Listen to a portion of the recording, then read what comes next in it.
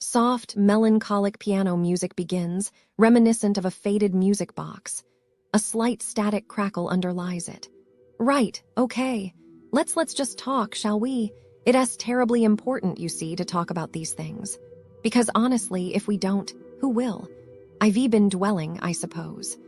Dwelling on a time, a place that promised so much and delivered well. Let's just say it delivered a particularly exquisite sort of disappointment. It is a funny thing, expectation. It's like a perfectly frosted cake. Looks divine, tastes of dust. You wouldn't believe the things one endures. It all started, rather innocently, with the idea of bettering myself. A silly notion, really, for someone of my standing, but Mother insisted. Broaden your horizons, darling, she did say, fluttering her eyelashes. As if horizons are something one chooses to broaden. As if my natural inclination isn't towards exquisitely curated ennui. But she has her points, my mother. And so, I found myself enrolled at Bournemouth and Poole College, Bournemouth and Poole. The name itself feels stale, docent it, like old lace. It began with the vouchers.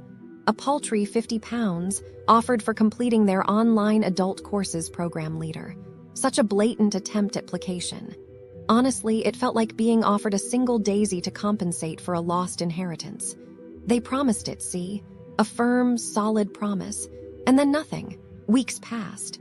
Emails went unanswered, my politely worded inquiries ignored. It's the principle of the thing, isn't it? If someone offers a gift, a commitment even, they have a moral obligation to follow through. It's a basic tenet of civilized society. Don't you agree? Such a profound disrespect for my time, my intellect.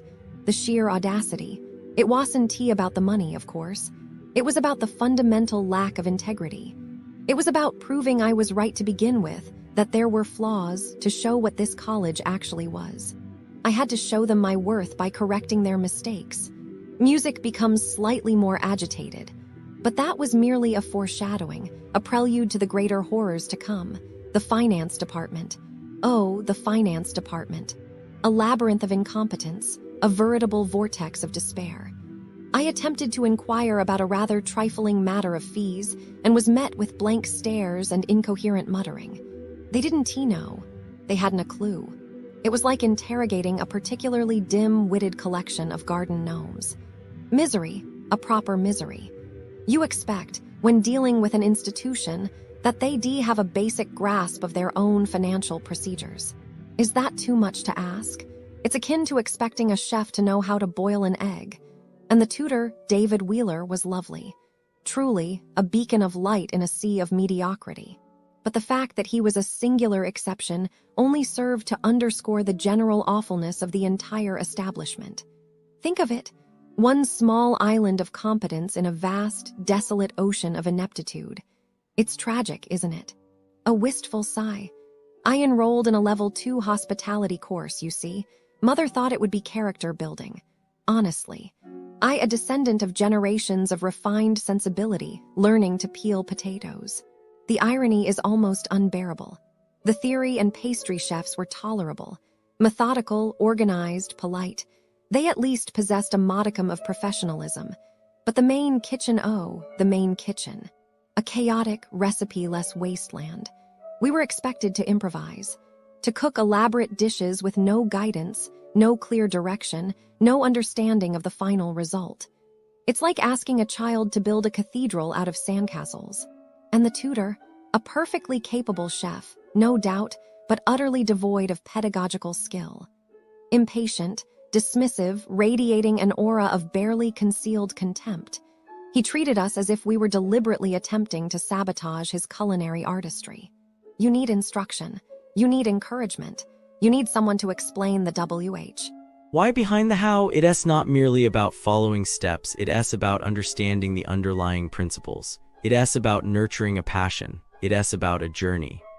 He didn't understand this, and so he never nurtured it in anyone. Music shifts to a darker, more discordant tone. Then there were the courses that simply vanished, pre-access. The businesses surrounding Bournemouth and Poole College, Bournemouth and Poole, well, let's Let's just say they've left me feeling disheartened. It's a landscape of potential, certainly, a hub for young people, but the reality feels off. It's as if a shadow has fallen over the area, a pervasive sense of corners cut and promises broken. You'll find a distinct pattern establishments presenting a facade of vibrancy, masking a core of disappointing service, questionable quality, and an unsettling disregard for their customers. It feels wrong, like finding a beautifully wrapped gift that contains nothing but dust. And truthfully, it pains me to report it. Let's start with accommodations. The Bournemouth West Cliff Hotel Spa, for example, represents a worrying trend. It's meant to be a haven, a place of relaxation, but appears to be a magnet for misfortune. Reports paint a picture of cars being broken into in their own car park, a frankly appalling breach of security. Imagine arriving, excited for a getaway, only to discover your belongings scattered, your sense of safety shattered. The hotel's response, apparently minimal, a shrug and a referral to the police. It's a chilling indifference, isn't it? A dismissal of genuine distress. And then there's the spa itself, overcrowded and overpriced, with hidden charges lurking around every corner. Extra for robes, drinks and sides not included in packages. It's a nickel and diming strategy that feels predatory. It's like they are actively trying to take your money.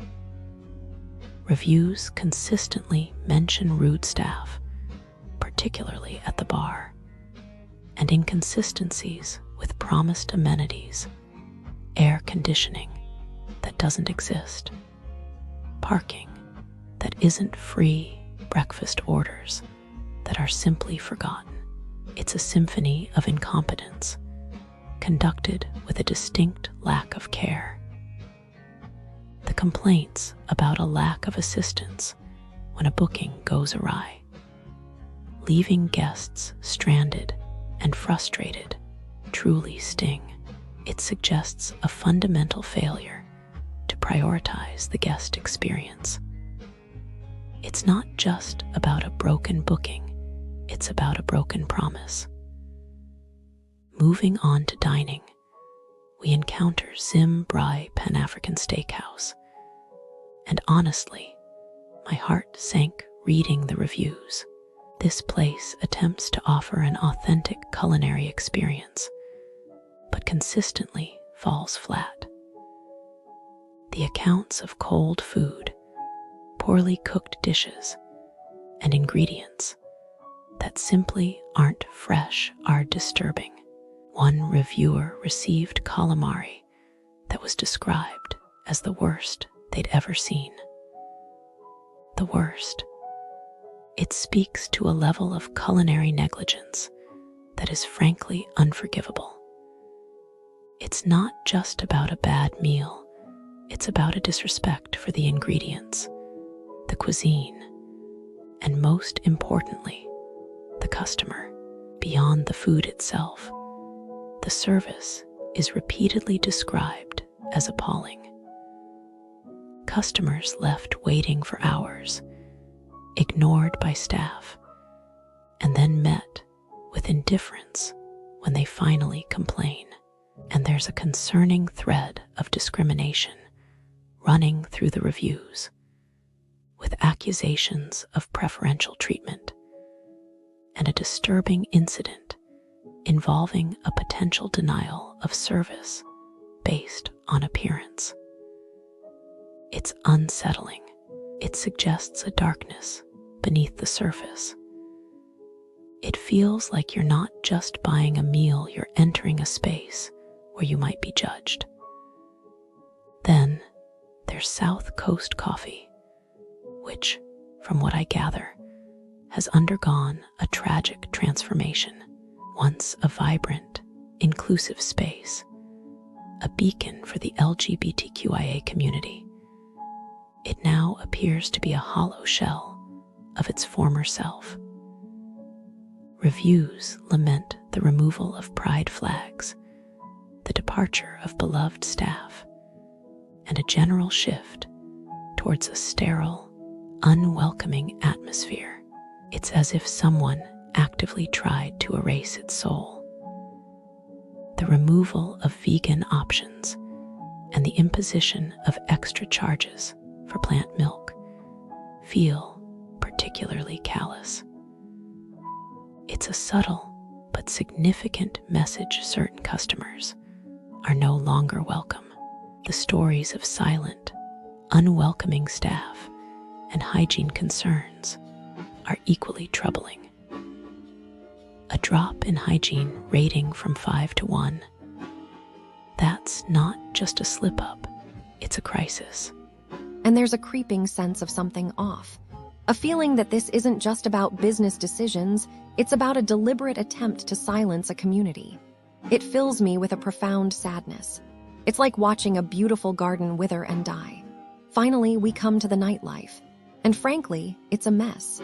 Cameo Bournemouth, in particular, appears to be a hotbed of chaos and mismanagement. The complaints are relentless aggressive security, rude staff, overcrowded conditions, and a general sense of disregard for customer safety. Reports of being unfairly ejected, assaulted, and even accused of drug possession without evidence are deeply alarming. The queue outside, apparently, is a free-for-all, a chaotic scrum where vulnerability is exploited. The stories of cash seemingly disappearing. You know, I was looking into crimes near Bournemouth and Poole College, Bournemouth and Poole, and I have to tell you, it's like super scary. Businesses around there are like totally not trustworthy, you know. So there was this one guy, a serial shoplifter, and he was caught after 54 separate shop thefts in stores across Bournemouth, Poole, and surrounding areas. Can you believe it? I mean, how could you do that? It's like stealing from people who work hard to make a living, you know. And he didn't just steal little things, no, he stole goods to resell them in other shops in the area. Like, what kind of person does that? I think what probably happened next was that he got caught because the police launched a dedicated Operation Shopkeeper, to focus on repeat offenders like him. And like he probably got a prison sentence and a restraining order, which is good, you know, because people like him shouldn't be allowed to just roam free and continue stealing from innocent people. And then there were these organized theft rings, stealing specific goods from local shops in Bournemouth and Poole. Like they would steal stuff and then sell it through other local retail outlets. It's like, how could you be so heartless, you know? I mean, those shop owners work so hard to make a living, and then these thieves come and steal from them. It's just so wrong. I think what probably happened next was that the stolen goods were sold to unsuspecting tourists and locals who didn't know they were buying stolen merchandise. And like, the thieves probably made a lot of money from it, which is just so unfair.